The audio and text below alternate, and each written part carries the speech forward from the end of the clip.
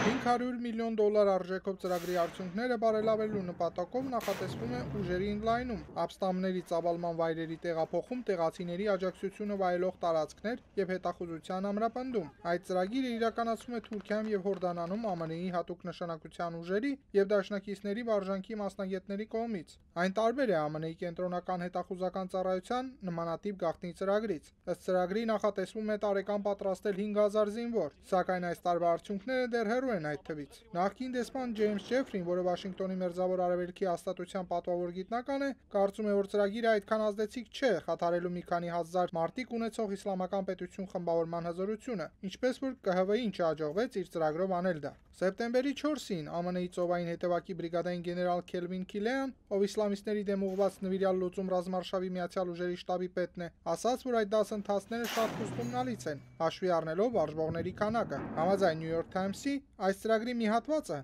մարտերի ժամանակ ապստամբների նոթից կրակային ապահովումը լավ է ընթացել։ Հարվածային անօդաչու սավառնակները արագորեն վրա էին հասնում եւ օգնում ապստամբներին Ալ-Նուսրայի հարձակումների ժամանակ ոչնչացնելով տասնյակ ահաբեկիչների։ Մինչդեռ ԱՄՆ-ում գոյություն ունի աճող մտահոգություն Սիրիայում Ռուսաստանի մտադրությունների շուրջ։ Միացյալ Նահանգները խնդրել են Հունաստանին փակել իր օդային սահմանները ռուսական այն ինքնաթիռների դիմաց, որոնք ռազմական մատակարարումներ են իրականացնում Ասադի վարչակարգին։ Հունաստանի արտգործնախարարությունը նշել է, որ դեռ քննարկում է այդ հարցը։ Սեպտեմբերի 3-ին Սպիտակ տան խոսնակ Ջորջ Էրնստը հայտարարեց, որ Միացյալ Նահանգները տեղյակ են Սիրիայում Ռուսաստանի ռազմական անձնակազմի եւ ինքնաթիռների ծավալման մասին։ Սեպտեմբերի 5-ին ԱՄՆ-ի պետքարտուղար Ջոն Քերին Լավրովի հետ հեռախոսազրույցում մտահոգություն է հայտնել Ռուսաստանի կողմից Սիրիայում աչքի ընկնող ռազմական շինարարության շուրջ։ New York Times-ը հաղորդում է, որ Ռուսաստանը ռազմական նախապատրաստական խումբ է ուղարկել Սիրիա, որը քայլեր է ձեռնարկում ամրապնդելու Ռուսաստանի ռազմական ներկայությունը այդ երկրում։ Ներառյալ հարյուրավոր մարդկանց համար նախատեսված շինությունների արագ կառուցապատման նյութերի տեղափոխումը Սիրիային պատկանող օդանավակայան եւ օդային վերահսկման շարժական կայանի տեղակայումը այնտեղ։